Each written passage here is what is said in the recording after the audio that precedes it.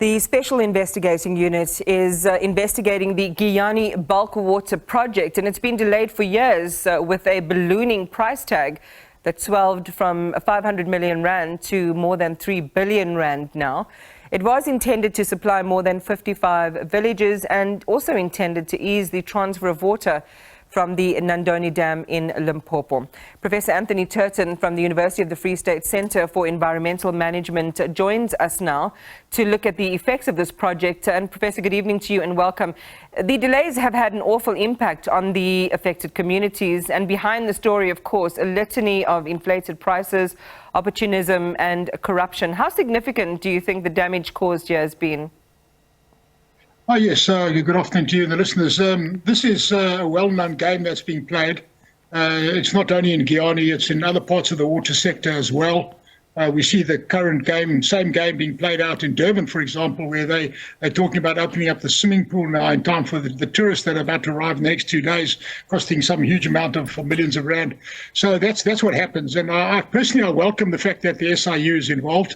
There's a smoking gun and a debris trail of forensic evidence there for any competent investigative officer.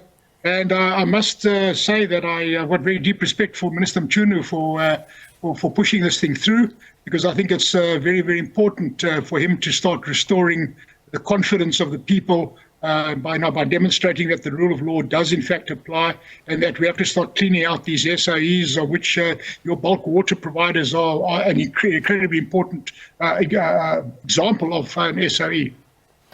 In terms of, building bulk water infrastructure, what should ideally have happened here?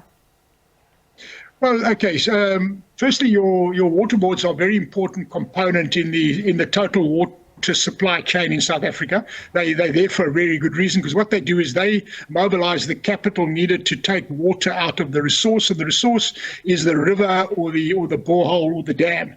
So they manage the resource from the river, borehole, dam to a treatment point, and then they sell it on to municipalities for onward distribution. So they form an important part in the overall supply chain. But in the past, historically, they've been very, very efficient. They've been very creditworthy because they've got to raise vast amounts of capital. So they've had strong balance sheets to do that, etc. Giyani's been a very, very bad example for a long time now. And what typically happens now is that these projects are poorly designed, and they are grossly inflated. The value of the projects is grossly inflated to provide fat for all the different kickbacks that have to be given along the way. And these projects eventually come in over budget. They never come in on time. And in fact, the game relies on the bigger the crisis, the easier it is to then bypass the normal procurement channels by virtue of the fact that people are now upset and maybe rioting. So that now becomes an emergency measure, which means that they try to now bypass the normal procurement. So that's how the game is played, and we see it being played across the entire water sector in South Africa. This is just one example of many. This is so insidious, Prof Turton, because when you talk about, the inflation and so on, that's just one aspect of it. The other very important thing is whether this has structural integrity, meets proper standards, and is going to last, many decades into the future. If it is not as well done as you suggest, it possibly isn't. Even if, the project is delivered, it's likely not it's unlikely to have the integrity, of a legacy project. Yes, absolutely. There was a case in point in Harrismith, when Harrismith had a crisis some time ago, when the solution to that crisis in Harrismith, then proposed by the then Minister of Water Affairs, Minister Sisulu, she proposed the purchase of hundreds, if not thousands, of JoJo tanks and water tankers. Now, if you did the costing of each of those JoJo tanks, it came in at tens of thousands, if not hundreds of thousands of rand per tank, whereas in reality a JoJo tank really cost maybe a few thousand rand. So it grossly inflated, and nobody ever thought in that design about how they're going to fill those tanks. So it's one thing to just say, oh, we're going to put tanks there, but how are you going to get the water into the tank? And once you got it in the tank, how are you going to distribute it to the people? So these kind of piecemeal projects show a complete lack of engineering, design, and understanding. And I refer to it as cognitive dissonance. there's a dissonance between the thinking, the decision-making that supports the procurement with the actual reality of engineering design. One of my favorite terms there. I want us to kind of telescope out of Giyani and look at what's been happening nationally. Professor Turton, I'm not sure if where you are, you've been feeling the effects of inclement weather, pounding rain and hailstorms, really unusual climatic conditions. What is your assessment of what's been happening nationally in terms of flooding and rain? Yes, well, we have a very bizarre situation now where last rain season, we had a situation where the Vaal River system was over 100% full. And we still have that situation today where things like the Giyani Dam is more than 100% full. So we've got a lot of water in the system at the moment, and a lot of water still falling out of the sky in the form of rain, but that water is unable to make its way to the taps. I live in KZN, and KZN is just an ongoing disaster. It just stumbles from one disaster to the next. They're still dealing with the last disaster that happened with with the flooding last year that was compounded by the rioting and the looting.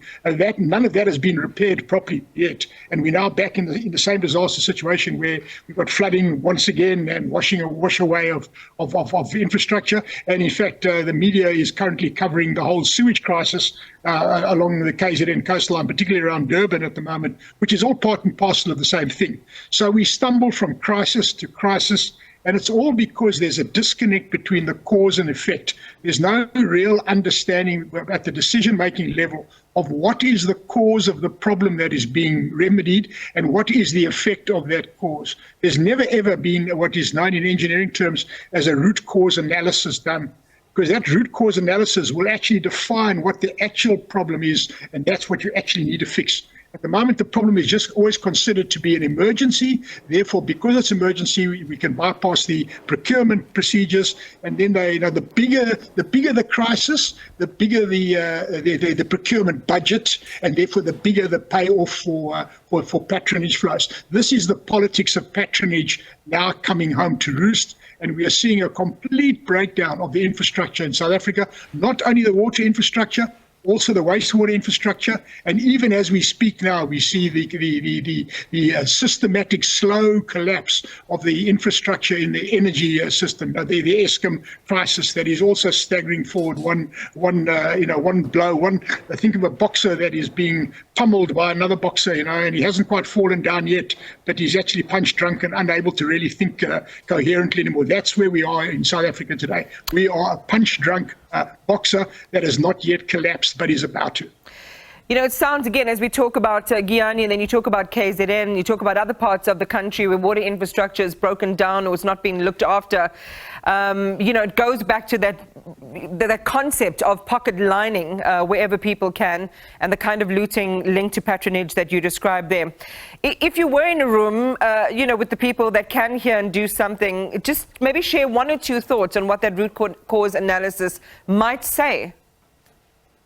Well, I think the root cause analysis of all of these things is in fact about the breakdown of what I call the soft infrastructure. And the soft infrastructure is your decision-making processes within your institutions. So the fact that you no longer have technically competent people that can sit down and do a design of a system, specify what it is that a tender has to meet, and then put that out to tender, and then adjudicate that tender process through an honest and fair set of eyes. That's what the problem is. There's always a misdiagnosis of the problem, because the problem is always diagnosed incorrectly as being a shortage of money. So therefore, the more money you can add, the more likely you are to make the problem go away. But we know that that's not true, because the more money we add, simply the bigger the hole becomes. It's just so tragic. Again, it comes back to the story of us being a water-scarce country, and we've had situations where several parts of our country face the risk of a day zero scenario.